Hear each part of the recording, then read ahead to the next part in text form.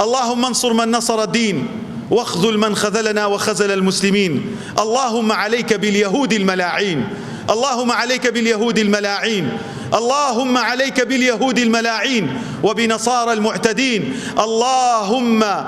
اللهم يا رب العالمين انصر إخواننا المستضعفين في كل مكان وفي غزة. يا الله إما براو خشك كان من لغزة تسليمي تو كردوه، تسليمي حكام طاغوت كان عرب ما نكردون. يا الله يا الله تسليمي جيش عربي الظالم كان ما نكردون كخشكو كتشو دايكي مسلماني إما لزندان كان زنايان لقلا أكره. يا الله خلتي غزة ما تسليمي تو كردوه. يا الله نفرتي خود برجيني تسر يهودا، نفرتي خود برجيني تسر روج آوايا كببتشوكترين هاو كاريش دل صوزي لقل خلتي كي داير كراو مظلومو كفسفور وبارود بسريانا الرجي ممنوعي كردوه كردويت يتاوان. يا الله بو خود تختو تاجان تيكدي. يا الله داوا لي أكين وليت أبارينو مالو سروة سامانيان وكو أو رجي مدينة ليبكي يخربون بيوتهم بأيديهم. يا الله ماليان بدس خويان تيكدي يا رب العالمين. يا الله داوا لي أكين وليت أبارينو هر مسلمان يك لهر شوين يك دينك كتسر أخا سريخي، هر مسلمان يك سركوتني إسلام وعزتي إسلامي أوي،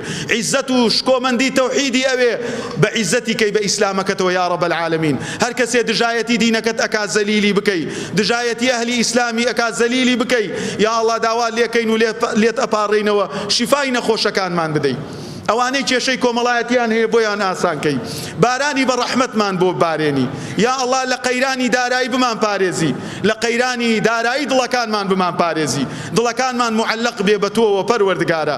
لێت ئەپاڕێینەوە بە ناوی جوانت بە سیفاتی بەرزت. هەر کەسێک مەسئلەیەکی هەیە سجنە و دیلە و ئەسیرە و مەزلومە بیجێڕیتەوە ناو ماڵ و مناڵی خۆی. هەر کەسێکیش تاوانبارە بە هۆکاری تاوان و خراپەکاری سجن کراوە بیکەیتە هۆکاری تەوبەکردنی و بە ساڵحی دەریکە. یا ئەڵڵا يا الله هر کەسێک قەرزارە قەرزەکەی بۆ ئاسانکەی، هەر کچ و کوڕێک بە تەمای هاو سەرگیری حەڵاڵن بۆیان ئاسان بکەی. یا الله ئەم جەمعە مەبڕێنە هەتاوەکو لە هەمومان خۆش ئەبی، نوێژ و ڕۆژ و جومعە و جەماعەتمان لێ قبوڵ بکە. مسلمانانی مەزلوم سەرخە لە هەر شوێنێکن یا الله.